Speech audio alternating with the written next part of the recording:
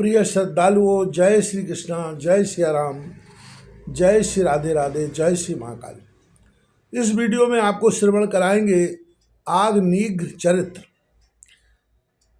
श्री सुखदेव जी कहते हैं, पिता प्रियव्रत के इस प्रकार तपस्या में संलग्न हो जाने पर राजा आग्नेय उनकी आज्ञा का अनुसरण करते हुए जम्मू द्वीप की प्रजा का धर्मानुसार पुत्रवत पालन करने लगे।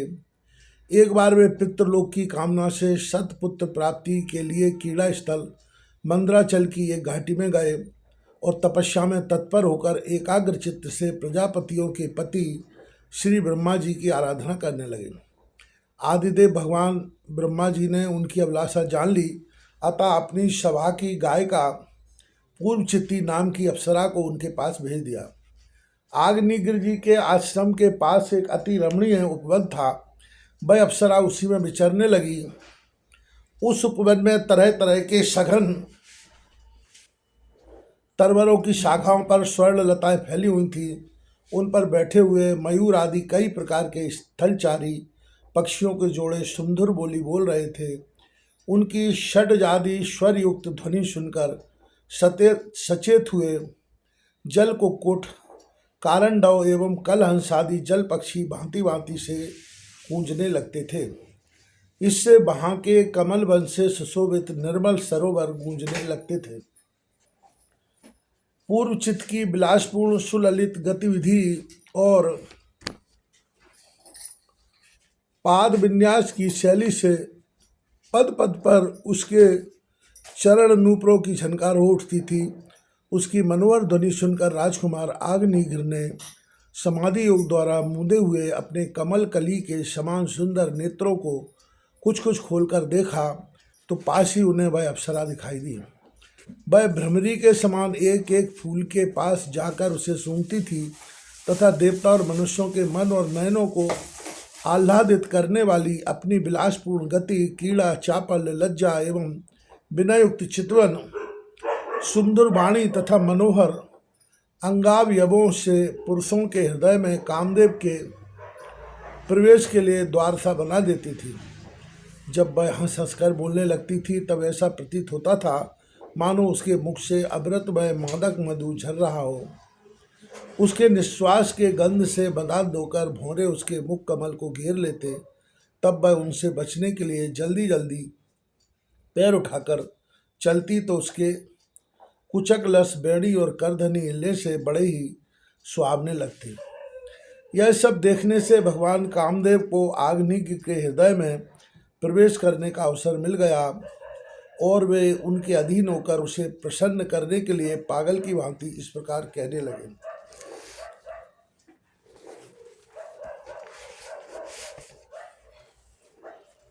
मुनिवर, तुम कौन हो? इस पर्वत पर तुम क्या करना चाहते हो? तुम परम पुरुष श्री नारायण की कोई माया तो नहीं हो?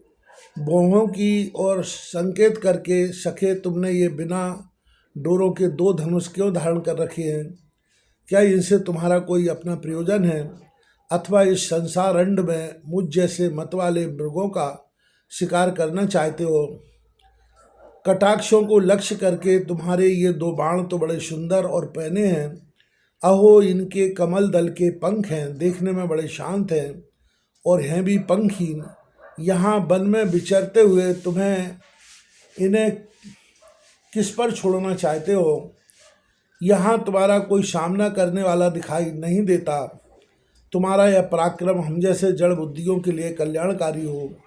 भौरों की ओर देखकर भगवान हमारे चारों ओर जो ये शिष्यगण अध्ययन कर रहे हैं वे तो निरंतर रयसुक्त शामगान करते हुए मानो भगवान की स्तुति कर रहे हैं और ऋषिगण जैसे वेद की शाखाओं का अनुसरण करते हैं। उसी प्रकार ये सब तुम्हारी चींटी से झड़े हुए पुष्पों का सेवन कर रहे हैं।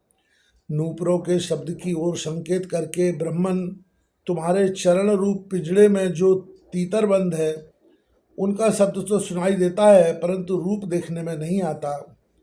करधनी सहित पीली साड़ी में अंग की कांति की उत्प्रेक्षा कर तुम्हारे नितंबों पर यह कदम्ब कुसुमों की सी आभा कहाँ से आ गई? उनके ऊपर तो अंगारों का मंडल सा भी दिखाई देता है। किंतु तुम्हारा बलकल वस्त्र कहाँ है?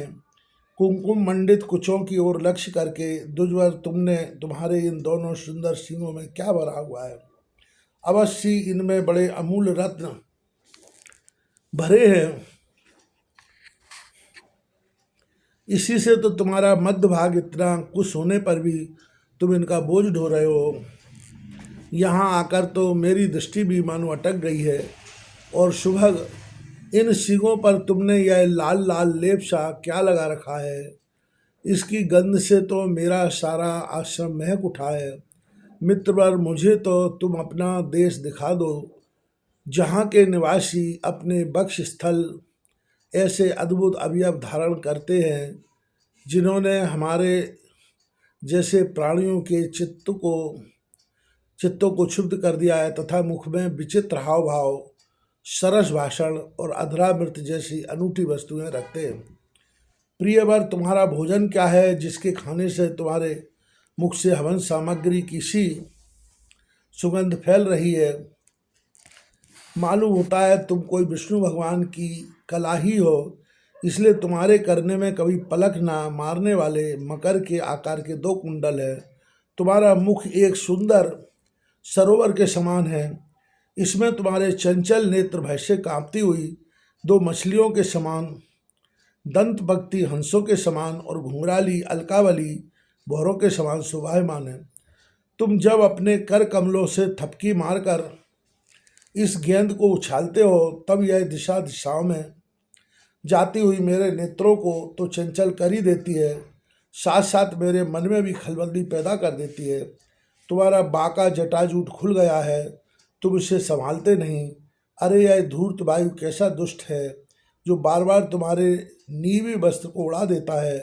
तपोधन तपस्वियों के तप को भ्रष्ट करने वाला यह अनूप रूप तुमने किस तप के प्रभाव से पाया है? मित्र, आओ कुछ दिन मेरे साथ रहकर तपस्या करो, अथवा कहीं विश्व विस्तार की इच्छा से ब्रह्मा जी ने ही तो मुझ पर कृपा नहीं की है। सचमुच तुम ब्रह्मा जी की ही प्यारी देन हो। अब मैं तुम्हें नहीं छोड़ सकता। तुम में तो मेरे मन और नयन ऐसे उलझ गए हैं कि अन्यत्र जाना ही नहीं चाहते। सुंदर सींगों वाली तुम्हारा जहाँ मन हो मुझे भी वहाँ ले चलो। मैं तो तुम्हारा अनुचर हूँ और तुम्हारी ये मंगलमयी सखियाँ भी हमारे ही साथ रहें। सुखदेव जी कहते हैं, राजन, आग्निघ्र देवताओं के समान बुद्धिमान और स्त्रियों को प्रसन्न करने में बड़े कुशल थे। उन्होंने इसी प्रकार की रति चातुर्यमयी मीठी मीठी बातों से उस अप्सरा को प्रसन्न कर लिया। वीर समाज में अग्रगण आग्निग्र की बुद्धि, शील, रूप, अवस्था, लक्ष्मी और उदारता से आकर्षित होकर वह उन जम्बू द्वीपाधिपति के साथ कई हजार वर्षों तक पृथ्वी और स्वर्ग के भोग भोगती रही। तदनंतर नृपवर आग्निग ने उसके गर्भ से नाभि, किम पुरुष, हरिवर्ष, इलावृत, रम्यक, हिरण्यमय, कुरु, भद्राश और केतुमाल नाम के 9 पुत्र उत्पन्न किए। इस प्रकार 9 वर्ष में प्रतिवर्ष एक के क्रम से 9 पुत्र उत्पन्न कर पूर्व चित्ती उन्हें राजभवन में ही छोड़कर फिर ब्रह्मा जी की सेवा में उपस्थित हो गई। ये आग्निक के पुत्र माया के अनुग्रह से स्वभाव से ही सुडोल और सबल शरीर वाले थे। आग्निग्र ने जम्बू द्वीप के विभाग करके उन्हीं के समान दाम वाले 9 वर्ष भूखंड बनाए और उन्हें एक एक पुत्र को सौंप दिया। तब वे सब अपने अपने वर्ष का राज्य भोगने लगे। महाराज आग्निग्र दिन दिन भोगों को भोगते रहने पर भी उससे अतृप्ति रहे। वे उस अप्सरा को ही परम पुरुषार्थ समझते थे, इसलिए उन्होंने वैदिक कर्मों के द्वारा उसी लोक को प्राप्त किया जहाँ पितृगण अपने सुकृतों के अनुसार तरह तरह के भोगों में मस्त रहते हैं।